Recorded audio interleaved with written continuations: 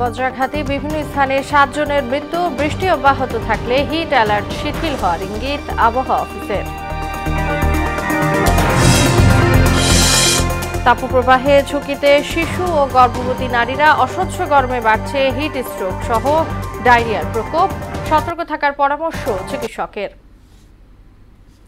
সাংবাদিকরা কেন বাংলাদেশ ব্যাংকে ঢুকবে, গণমাধ্যমের কাছে প্রশ্ন কাদেরের, রিজার্ভ নিয়ে উদ্বিগ্ন না হওয়ার পরামর্শ।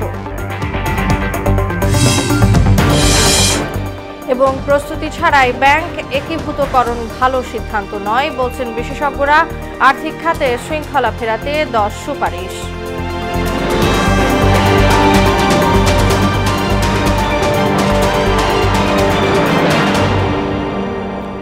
আসসালামু আলাইকুম, সবাইকে মোহনা সংবাদে স্বাগত। শুনছিলেন শিরোনাম, সঙ্গে আছি তাসনুবা বিনতে তাহের। এবার বিস্তারিত। জাতি, ধর্ম, বর্ণ নির্বিশেষে কেউ যাতে বৈষম্যের শিকার না হন সেজন্য সরকারের পাশাপাশি নাগরিক সমাজের কার্যকর ভূমিকা চেয়েছেন রাষ্ট্রপতি মোহাম্মদ শাহাবুদ্দিন। ঘাতক দালাল নির্মূল কমিটির জাতীয় সম্মেলন উদ্বোধন অনুষ্ঠানে তিনি বলেন, বর্তমান ও ভবিষ্যৎ প্রজন্মকে মুক্তিযুদ্ধের চেতনায় গড়ে তুলতে সামাজিক আন্দোলন জরুরি। নাসির উদ্দিনের রিপোর্ট।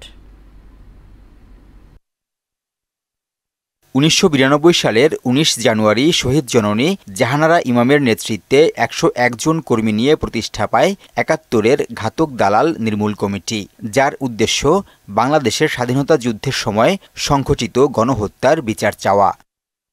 সংগঠনের 8ম জাতীয় সম্মেলন বসে রাজধানীর ওসমানী স্মৃতি মিলনায়তনে। প্রধান অতিথি হিসেবে যোগ দেন রাষ্ট্রপতি মোহাম্মদ শাহাবুদ্দিন। বক্তব্যে তিনি বলেন, কেবল যুদ্ধাপরাধীদের বিচারই নয়, মুক্তিযুদ্ধ পরবর্তী প্রজন্মের কাছে স্বাধীনতার প্রকৃত ইতিহাস পৌঁছে দিতে গুরুত্বপূর্ণ ভূমিকা রেখেছে ঘাতক দালাল নির্মূল কমিটি। স্বাধীনতা মুক্তিযুদ্ধের চেতনার বিরুদ্ধে যে কোনো ষড়যন্ত্র মোকাবেলায় ঘাতক দালাল নির্মূল কমিটির ভূমিকা অতীতে যেমন উজ্জ্বল ছিল, ভবিষ্যতেও তেমনি উজ্জ্বল ও কার্যকর থাকবে বলেই আমি বিশ্বাস করি। মুক্তিযুদ্ধের পক্ষের সকল শক্তিকে ঐক্যবদ্ধ হওয়ার আহ্বান জানিয়ে রাষ্ট্রপতি বলেন, ভবিষ্যৎ প্রজন্মকে স্বাধীনতার সঠিক ইতিহাস জানাতে হবে। বর্তমান ও ভবিষ্যৎ প্রজন্ম যাতে স্বাধীনতা ও মুক্তিযুদ্ধের চেতনায় সমৃদ্ধ হয়ে ওঠে, বেড়ে উঠতে পারে, সে লক্ষ্যে সামাজিক আন্দোলন গড়ে তুলতে হবে। নাগরিকদের প্রতি যে কোনো বৈষম্য আইনের শাসনের পরিপন্থী বলেও মন্তব্য করেন রাষ্ট্রপ্রধান। ধর্ম, বর্ণ, সম্প্রদায়ের নির্বিশেষে কেউ যেন বৈষম্যের শিকার না হয়, সেদিকে সরকারের পাশাপাশি নাগরিক সমাজকেও ভূমিকা রাখার আহ্বান জানাচ্ছি। স্মার্ট বাংলাদেশ গঠনের পথে মৌলবাদ ও আন্তর্জাতিক সন্ত্রাসবাদকে প্রধান অন্তরায় উল্লেখ করে এ বিষয়ে সবাইকে সতর্ক থাকার আহ্বান জানান মোহাম্মদ শাহাবুদ্দিন। নাসির উদ্দিন, মোহনা সংবাদ, ঢাকা। বজ্রাঘাতে বিভিন্ন স্থানে 7 জনের মৃত্যু হয়েছে। টাঙ্গাইলের কালীহাতিতে ধান কাটতে গিয়ে বজ্রাঘাতে 2 জনের মৃত্যু হয়েছে। সকালে উপজেলার বীর বাসিন্দা ইউনিয়নের নোয়াবাড়ি গ্রামে এ ঘটনা ঘটে। নিহতরা হলেন আফজাল ও আমির হোসেন, তাদের বাড়ি দিনাজপুরের পীরগঞ্জ উপজেলা সদরে। এদিকে গাজীপুরের শ্রীপুরে বজ্রাঘাতে ফাতেমা খাতুন নামে এক নারী এবং নরসিংদীতে মারা গেছে 4 জন। দ্বিতীয় দফায় চলা 48 ঘন্টার হিট অ্যালার্টে রাজধানী সহ বিভিন্ন স্থানে স্বস্তি ছড়িয়েছে কয়েক পশলা বৃষ্টি। আবহাওয়া অধিদপ্তর বলছে, বঙ্গোপসাগরে হালকা লঘুচাপের কারণে সকালের দিকে রাজধানী সহ দেশের বিভিন্ন জায়গায় বৃষ্টি হয়েছে। বৃষ্টি অব্যাহত থাকলে হিট অ্যালার্ট কিছুটা শিথিল হতে পারে। আবহাওয়াবিদ তরিফুল নেওয়াজ কবির জানান, এপ্রিল-মে মাসে দেশে সাইক্লোন হওয়ার একটি প্রবণতা আছে। বঙ্গোপসাগরে সৃষ্ট লঘুচাপটি নিম্নচাপের রূপ নেবে কিনা তা এখনই বলা যাচ্ছে না। ঢাকা, চট্টগ্রাম, ময়মনসিংহ, সিলেট এবং খুলনা বিভাগের কিছু কিছু জায়গায়, রাজশাহী, রংপুর এবং বরিশাল বিভাগের 2-1 জায়গায় বৃষ্টি অথবা বজ্রসহ বৃষ্টিপাতের সম্ভাবনা আছে। প্রি মনসুনে সাধারণত বে অফ বেঙ্গলে সাইক্লোন তৈরি হয়েই থাকে প্রতি বছরই, তো এবছরও তার ব্যতিক্রম নয়। আমরা ধারণা করতেছি যে 20 তারিখের পরবর্তীতে বে অফ বেঙ্গলে একটি লঘুচাপ তৈরি হওয়ার সম্ভাবনা আছে। অস্বাভাবিক তাপমাত্রায় ঝুঁকিতে রয়েছে গর্ভবতী মা ও শিশুরা। উচ্চ তাপমাত্রার প্রভাবে গর্ভবতীদের হিট স্ট্রোক, পানি শূন্যতা ও ডায়রিয়ায় আক্রান্তের হার বাড়তে পারে। তাপপ্রবাহের কারণে শারীরিক পরিবর্তন ঘটলে দ্রুত চিকিৎসকের শরণাপন্ন হওয়ার পরামর্শ বিশেষজ্ঞদের। গর্ভকালীন মা ও শিশুর নানা জটিলতা নিয়ে শামীউজ্জামান চৌধুরী 2 পর্বের ধারাবাহিকের শেষ পর্ব আজ। দেশে তাপপ্রবাহের ঘটনা ক্রমেই বাড়ছে। বিশেষ করে এপ্রিল থেকে আগস্ট পর্যন্ত আর্দ্র মাসগুলোতে এই পরিস্থিতি মানুষের জন্য স্বাস্থ্য ঝুঁকি তৈরি করছে। তীব্র তাপপ্রবাহের কারণে ঝুঁকিতে রয়েছে শিশু ও অন্তঃসত্ত্বা নারী। ইউনিসেফ বলছে বাংলাদেশে অপরিণত শিশু জন্মের হার 16.2%, যা বিশ্বের মধ্যে সবচেয়ে বেশি। বিশেষ করে অন্তঃসত্ত্বা নারী, নবজাতক ও শিশুর ক্ষেত্রে উচ্চ তাপজনিত স্বাস্থ্য ঝুঁকি বাড়ছে। বর্তমান তাপপ্রবাহের সময় গর্ভবতী মায়েদের আসলে খুবই কষ্ট হচ্ছে। একটা হচ্ছে যে তার শরীর থেকে গর্ভস্থ সন্তান কিন্তু পানি, অক্সিজেন, পুষ্টি এগুলো নিয়ে নিচ্ছে। কাজে এই মায়েদের ঘেমে গিয়ে তাদের শরীরে পানি এবং লবণের স্বল্পতা দেখা দিতে পারে, যেটি বাচ্চার উপরে বিরূপ প্রতিক্রিয়া তৈরি করতে পারে।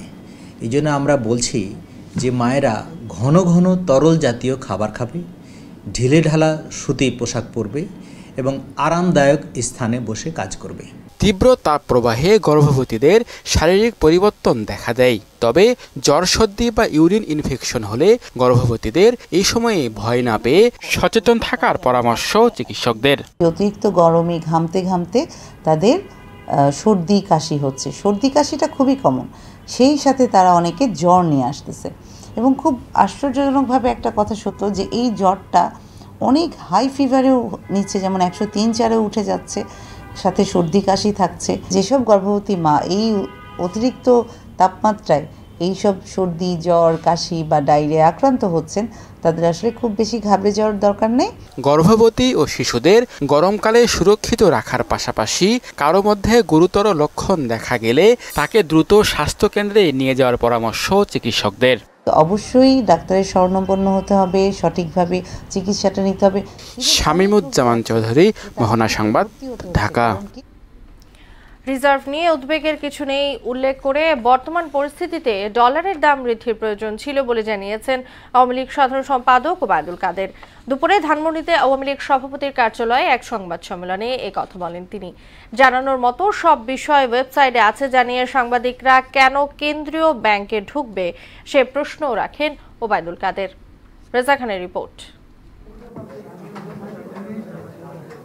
ধানমন্ডিতে আওয়ামী লীগ সভাপতির রাজনৈতিক কার্যালয়ে আয়োজিত সংবাদ সম্মেলনে অংশ নেন দলটির সাধারণ সম্পাদক ওবায়দুল কাদের। জননেত্রী শেখ হাসিনা এতে সমসাময়িক রাজনৈতিক বিষয় ছাপিয়ে প্রাধান্য পায় অর্থনৈতিক পরিস্থিতি, ডলারের দাম, মূল্যস্ফীতি, রিজার্ভ সংকট, এমনকি বাংলাদেশ ব্যাংকে সাংবাদিকদের ঢুকতে না দেওয়ার বিষয়েও কথা বলেন ওবায়দুল কাদের। 60 টাকা বৃদ্ধিটা প্রয়োজন, মূল্যস্ফীতি একটা ফ্যাক্টর, ডলারের মূল্যবৃদ্ধি, এটাকে অ্যাডজাস্টমেন্ট করার জন্য এই 60 টাকা বৃদ্ধি করা হয়েছে। পৃথিবীর কোন দেশের সেন্ট্রাল ব্যাংকে ঢুকতে পারছে অবাধে? কোন দেশে?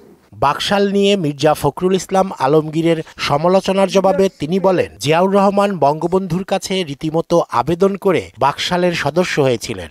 আপনাদের নেতা জিয়াউর রহমান অফিসিয়ালি বঙ্গবন্ধুর কাছে আবেদন করে বাকশালের সদস্য হয়েছে।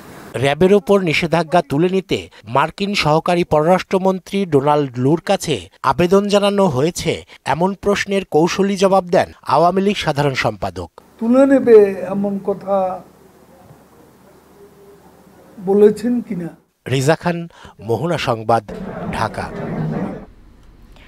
যুক্তরাষ্ট্রের সঙ্গে সরকারের সুসম্পর্ক দেখে বিএনপির গাত্রদাহ হচ্ছে বলে মন্তব্য করেছেন পররাষ্ট্রমন্ত্রী হাসান মাহমুদ।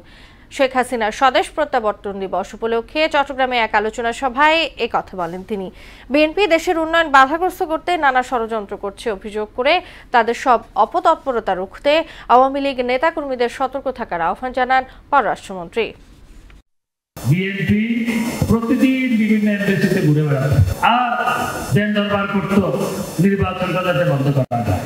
বিএনপি যদি নির্বাচন বর্জনে, নির্বাচন প্রতিহত করার ঘোষণা না দিত, এই ঘটনাগুলি যদি না ঘটাতো, তাহলে ভোটের হার 60%-এর বেশি। আওয়ামী লীগ ক্ষমতায় আসার পর থেকে লুটপাট ও বিদেশে অর্থ পাচার করছে বলে অভিযোগ করেছেন বিএনপির স্থায়ী কমিটির সদস্য গয়েশ্বরচন্দ্র রায়। আর এলডিপি সভাপতি অলি আহমদ দেশ পরিচালনায় ব্যর্থতার দায় নিয়ে সরকারকে পদত্যাগ করার আহ্বান জানান। রাজধানীতে আলাদা অনুষ্ঠানে এসব কথা বলেন তারা। আরো জানাচ্ছেন হুমায়ুন কবির। মগবাজারে এলডিপি কার্যালয়ে দেশের সার্বিক পরিস্থিতি নিয়ে সংবাদ সম্মেলন করেন দলের সভাপতি অবসরপ্রাপ্ত কর্নেল অলি আহমদ।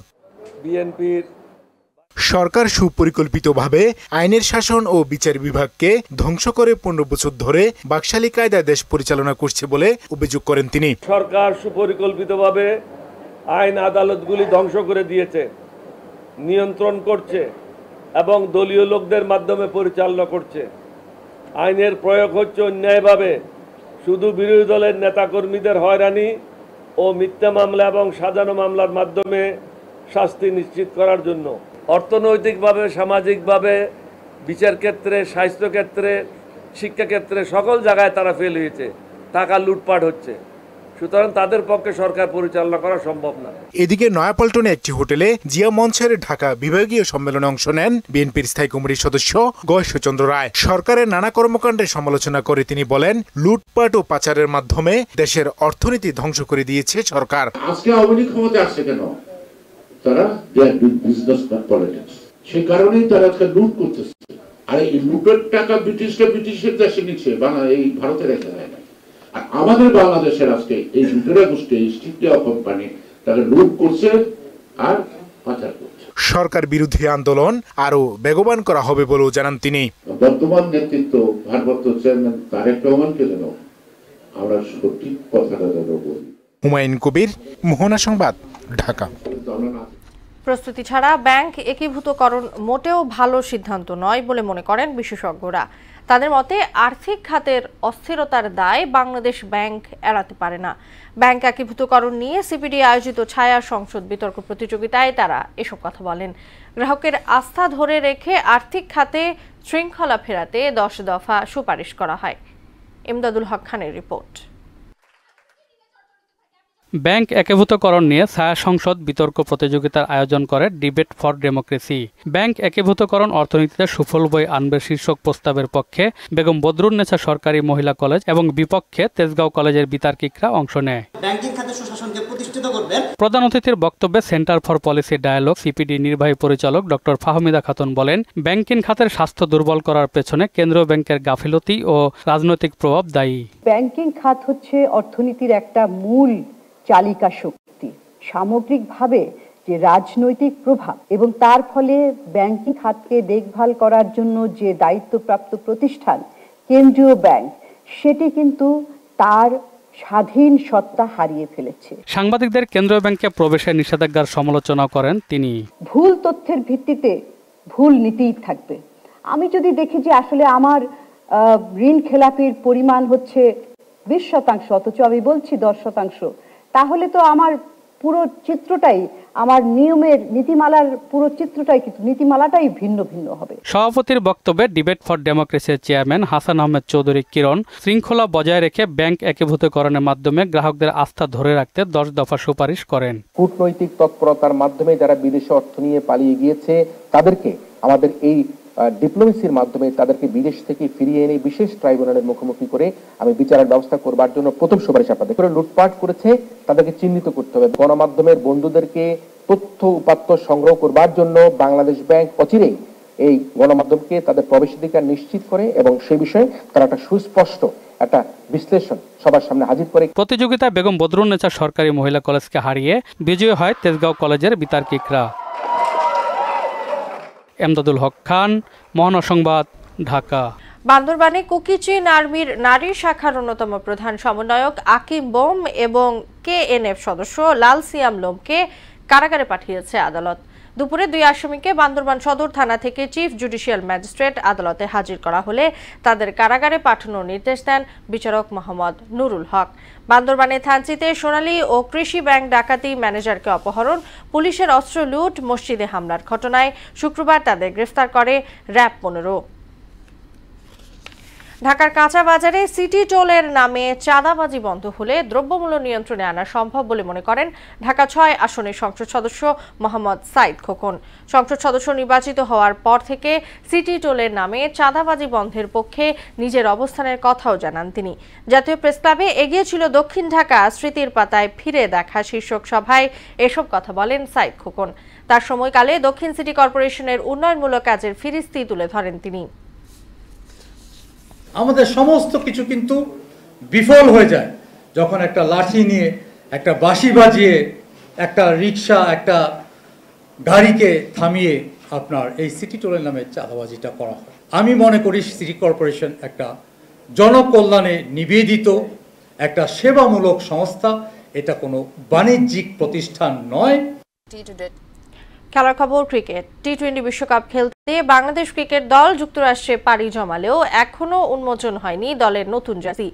শুধু অফিসিয়াল ফটোশুট শেষ করে বিশ্বকাপের ভেন্যু যুক্তরাষ্ট্রে উড়াল দিয়েছে টাইগাররা।